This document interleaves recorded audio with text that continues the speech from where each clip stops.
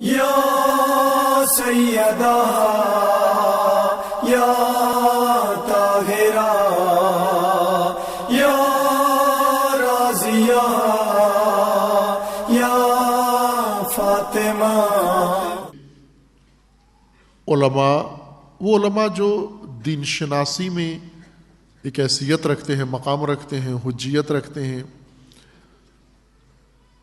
ایک سند کی ان کو حیثیت حاصل ہے اور محقق ہیں، وہ دین کو 3 حصوں میں ذکر فرماتے ہیں۔ ایک حصہ تعلیمات دین، احکام دین، ظواہر دین۔ دوسرا حصہ آداب، اور تیسرا حصہ سر دین، روح دین، حقیقت دین، اسرار دین۔ جس معرفت سے دین کامل ہوتا ہے اور جس معرفت کے ذریعے سے انسان مومن بنتا ہے، وہ یہ معرفت ہے، سر دین، راز دین، حقیقت دین۔ ہم دین کو عموماً ایک اصطلاح ہے طالب علموں کے اندر، طلبہ اس کو بہتر سمجھتے ہیں، غیر طلبہ کے لیے بھی ہے، لیکن وہ سمجھنے کی کوشش نہیں کرتے۔ جب ایسی باتیں آ جائیں تو وہ ویسے اپنے آپ کو لا تعلق اور اجنبی سمجھنا شروع کر دیتے ہیں۔ وہ یہ سمجھتے ہیں کہ جب تک اوٹ پٹانگ نہ کہا جائے تو ہم سے مربوط بات ہی نہیں ہوتی۔ اگر اوٹ پٹانگ بولو تو یہ ہم سے مربوط بات ہے، اوٹ پٹانگ نہ ہو تو یہ ہم سے مربوط بات نہیں ہے۔ اتنا اپنی تحقیر مت کرو، اتنا اپنے آپ کو حقیر مت بناؤ کہ اوٹ پٹانگ کے آپ اپنے آپ کو مخاطب سمجھو، اور جب سنجیدہ بات ہو تو آپ یہ کہو کہ یہ تو ہمارے سے متعلق نہیں ہے، یہ طالب علموں کے بارے میں ہے یہ بات۔ نہ، دین ہر ایک کے متعلق ہے، ہر مومن سے تعلق رکھتا ہے دین، اور دین کا ہر نقطہ ہر مومن کے لیے ہے۔ سمجھیں، معرفت حاصل کریں، اس طرح نہ تقسیم کر لیں کہ بعض کا مقصد و بعض کا مشغلہ دین پڑھنا اور سمجھنا ہو جائے اور بعض بالکل ہی دین سے فارغ ہو جائیں۔ نہ، دونوں کام نہ کریں۔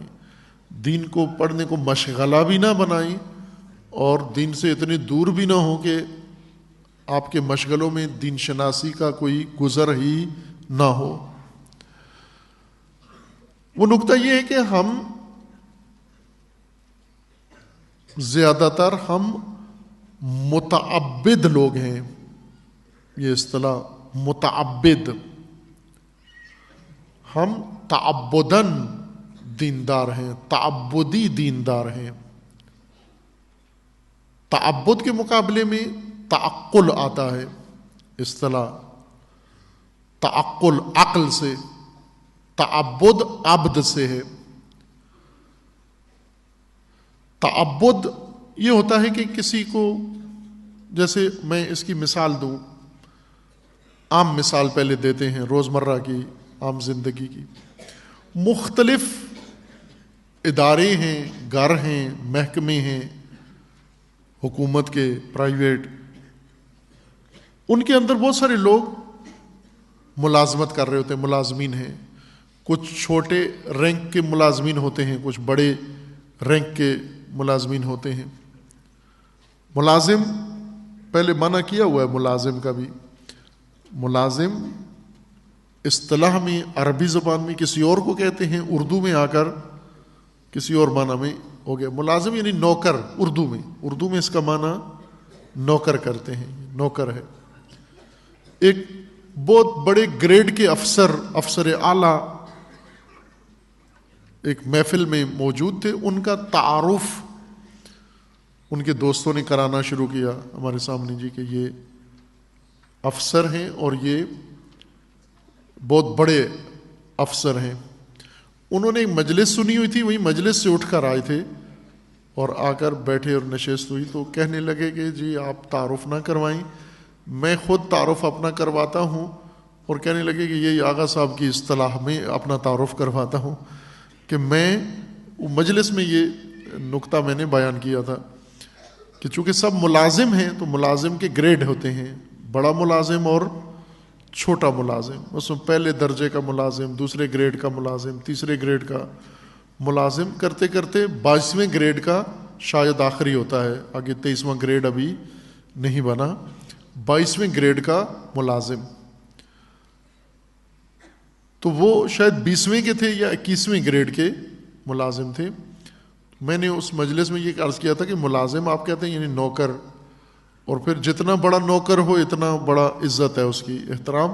تو انہوں نے اس کو پکڑا ہوا تھا اس جملے کو اور کہا کہ میں نوکر اعظم ہوں، بڑا نوکر ہوں، یہ چھوٹے نوکر ہیں، میں بڑا نوکر ہوں. بڑا نوکر چاکر کہلاتا ہے، چاکر، نوکر چاکر. میں بہت بڑا نوکر ہوں، اتنے گریڈ کا نوکر ہوں میں. یہ ملازمین دو طرح کے ہیں. جب ان کو اپنا مافوق کسی اسپتال میں چلے جائیں، آپ تھانے میں چلے جائیں، عدالتوں میں چلے جائیں، سرکاری دفتروں میں چلے جائیں، تو وہاں ملازمین ہیں، بھرمار ہے ملازمین کی. ان ملازمین کو اپنے مافوق افسر، افسران یا بڑے ملازمین چھوٹے ملازمین کو احکامات اور ہدایات دیتے ہیں کہ آپ یہ کام کریں. یہ ملازمین جو ماتحت ہیں، جو ہی افسر کے منہ سے فرمان نکلتا ہے یہ فوراً بجا لاتے ہیں، تاخیر نہیں کرتے. چونکہ اگر تاخیر کرے تو نوکری سے ہاتھ دھونے پڑتے ہیں، نوکری کی چھٹی ہو جاتی ہے. اس لیے یہ بہت مطیع، فرمانبردار اور اطاعت گزار ملازمین ہوتے ہیں. بعض ایسے ہیں جو گولیاں بھی دیتے ہیں افسروں کو، لیکن اکثر چھوٹے ملازمین فرمانبردار اور اطاعت گزار ہوتے ہیں. یہ ملازمین جو ہی فرمان سنتے ہیں اور فوراً بجا لاتے ہیں. اگر اس ملازم کو پوچھ لیں ہم کہ جو کچھ آپ کو کہا گیا ہے اور جو کچھ آپ کر رہے ہیں یہ کیا ہے، وہ کہتے ہیں میں کیا جانوں، افسر نے، صاحب نے کہا ہے یہ کرو، صاحب جانتے ہیں یہ کیا ہے، مجھے معلوم نہیں، مجھے کہا یہ کام کر دو، میں کر رہا ہوں.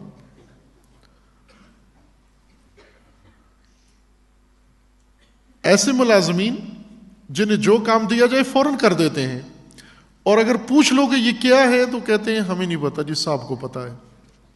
سنے ہوں گے ایسے، دیکھے ہوں گے ایسے ملازمین، چھوٹے درجے والے، وہ زیادہ تر یہی جواب دیتے ہیں ہمیں معلوم نہیں ہے، یہ صاحب کو پتا ہے. بڑے بھی ایسے ہوتے ہیں، مثلا وزارت خانوں میں اگر وزارت خانوں کے اعلیٰ افسران، افسر شاہی، ان سے یہ پوچھا جائے یہ کیوں کر رہے ہو یہ کام، یہ نوٹیفیکیشن کیوں دیا ہے، تو کہتے ہیں ہمیں نہیں معلوم، سیکرٹری صاحب کو پتا ہے. سیکرٹری صاحب کو پوچھیں یہ کیوں ہوا ہے، وہ کہتے ہیں ہمیں نہیں پتا، وزیر کو پتا ہے. وزیر کو پوچھیں یہ کیوں ہے، یہ پالیسی کیوں بنائی ہے، وہ کہتے ہیں وہ بڑے صاحب کو پتا ہے، وزیر اعظم کو پتا ہے. اب وزیر اعظم سے بھی، چونکہ پاکستان میں تو وزیر اعظم سے بھی اوپر درجات ہیں، ان سے بھی شاید پوچھیں کہ یہ آپ کیوں کر رہے ہیں ایسے، تو وہ کہے مجھے بھی معلوم نہیں، اوپر صاحب سے پوچھو جا کر کیوں کر رہے ہیں. ایسے افراد جن کو حکم دیا جائے، ہدایت دی جائے، بات کی جائے کہ یہ کرو اور کر دیتے ہیں، لیکن جب انہیں پوچھو کہ یہ کیا ہے، کیوں کیا ہے، کس لیے کیا ہے، کیا فائدہ ہوگا اس کا، وہ کہتے ہیں جی مجھے معلوم نہیں، اس صاحب کو پتا ہے. اسی کو کہتے ہیں تعبد. یہی جواب، یہ تعبد ہے. پھر آپ کو جب پتہ نہیں ہے یہ کیوں ہے، کس مقصد کے لیے، کیا فائدہ ہے اس کا، تو کیوں کر رہے ہو؟ کہتے ہیں میں ہوں ماتحت ملازم، نوکر، میرا کام ہے جو حکم دے انجام دے دوں. میری غرض کہ مجھے کیا لگے کہ یہ مقصد کیا ہے، ہدف کیا ہے، فائدہ کیا ہے، نقصان کیا ہے، محرک کیا ہے، ثمرہ کیا ہے، مجھے کیا لگے ان چیزوں سے. مجھے جو کہا جائے گا میں چپ کر کے کر دوں. کیوں کرتا ہوں میں تو اس کے مقصد کے لیے نہیں کرتا ہوں. اس کام کا جو مجھ سے کروایا جا رہا ہے اس کا ایک مقصد ہوگا، لیکن مجھ سے مربوط نہیں ہے، صاحب سے مربوط ہے. یہ نوکری کی زبان میں صاحب کو صاحب کہتے ہیں. صاحب اصل لفظ تو صاحب ہے، لیکن نوکروں کی زبان میں صاحب جی. یہ صاحب جی کو پتا ہے کہ اس کا غرض کیا ہے، فائدہ کیا ہے، نقصان کیا ہے. کر تو آپ رہے ہو، آپ کو کیوں نہیں پتا؟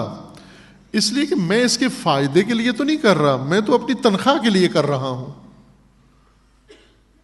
میں یہ کام اجرت کے لیے کر رہا ہوں، اجرت پہ کر رہا ہوں. اور جو اجرت پہ کام کرتا ہے اس سے مقصد جاننا ضروری نہیں ہوتا. مثلا اب یہاں تو یہ ماحول الحمدللہ بہت خوبصورت عزاء و سوگ کا ماحول طلاب نے بنایا ہے، لیکن باہر جہاں بھی اس طرح کا پروگرام ہو تو رینٹ پہ کرائے کے لوگ آتے ہیں، کیٹرنگ والے یا تمبو والے، وہ آ کر سجا کے ماحول حال اور مجالس ہوں یا کوئی جشن ہو ان کے لیے ماحول بنا دیتے ہیں. جب وہ بنا رہے ہوتے ہیں تو انہیں پوچھو یہ کیوں کر رہے ہو، تو وہ کہتے ہیں ہمیں کیا پتہ کیا ہونا ہے یہاں، ہمیں صاحب نے حکم دیا یہ خیمے لگا دو یا لائٹیں لگا دو یا یہ چیز بنا دو، ہم وہی چیز کر رہے ہیں، ہمیں کیا معلوم کیا کرنا ہے انہوں نے. تو جب آپ کو معلوم ہی نہیں ہے کیا مقصد ہے، کر کیوں رہے ہو؟ کہتے ہیں ہم تو اپنی اجرت کے لیے کر رہے ہیں، مزدوری کے لیے کر رہے ہیں. مزدوری ہے ہمارا، مزدور آدمی ہے. مزدور آدمی کو مزدوری سے تعلق ہوتا ہے.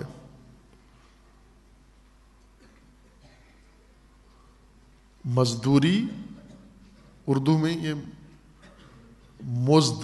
مزد سے نکلا ہے، مزد اجرت، مزد لینے والے، مزدوری، مزد کی خاطر کوئی کام کرنے والے، اس کو کہتے ہیں مزدور. جو مزد لیتا ہو، مزد مانگتا ہو، اجرت مانگتا ہو، تنخواہ مانگتا ہو. لیکن جو تنخواہ کے لیے نہ کرے، مقصد کے لیے کرے، وہ نہیں ہوتا، مزدور نہیں ہوتا.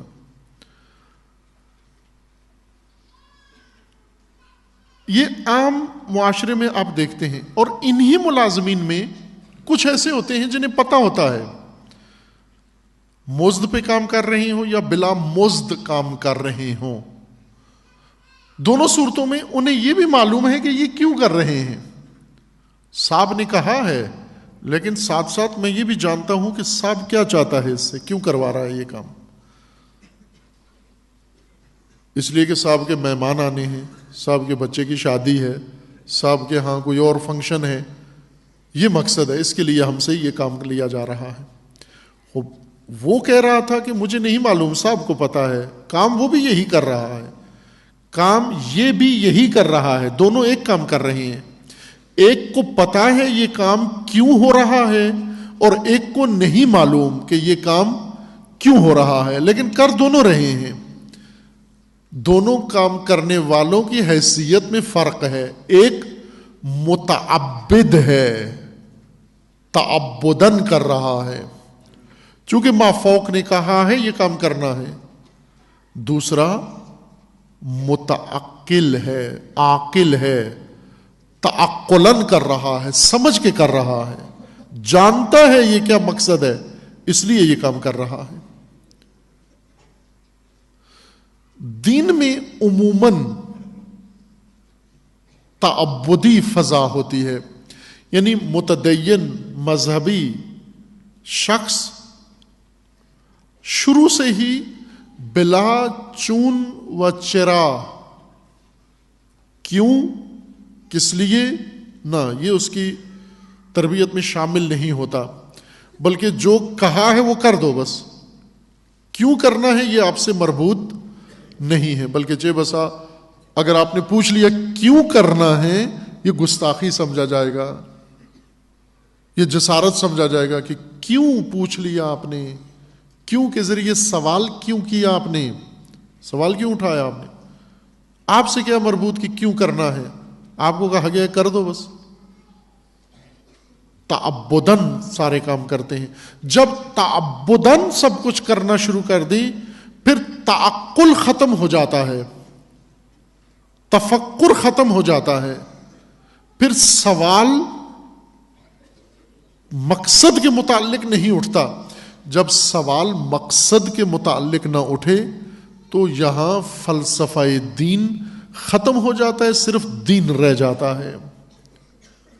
دین یہ کہ آپ کرو یہ کام, تعبداً ہم نے کر دیا یہ کام. اب فلسفہ دین بتاتا ہے کہ یہ کیوں کرنا ہے یہ کام, یہ کس مقصد کے لیے کرنا ہے یہ کام.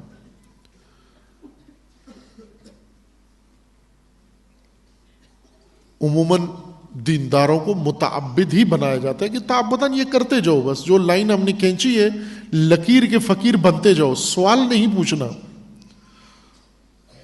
نہ عزیز من جناب سیدہ زہرا سلام اللہ تعالی علیہا جو دین تدریس فرما رہی ہیں, یہ درس ہے نا جناب سیدہ کا, یہ لیکچر ہے جناب سیدہ کا, اور فارغ التحصیل مسلمانوں کو ہے جو رسول اللہ سے پڑھ کے فارغ التحصیل ہو چکے تھے اور اب پوسٹوں پہ فائز ہو چکے ہیں, اب مسندوں پر بیٹھ چکے ہیں, اب انہوں نے آگے دین کو نافذ کرنا ہے, آگے بڑھانا ہے, ان کو جناب سیدہ فرما رہی ہیں, ان فارغ التحصیلوں کو فرما رہی ہیں کہ دین تو سیکھ لیا ہے, فلسفہ دین بھی سنو, حقیقت دین بھی سنو. فلسفہ دین سے شناخت دین کامل ہوتی ہے.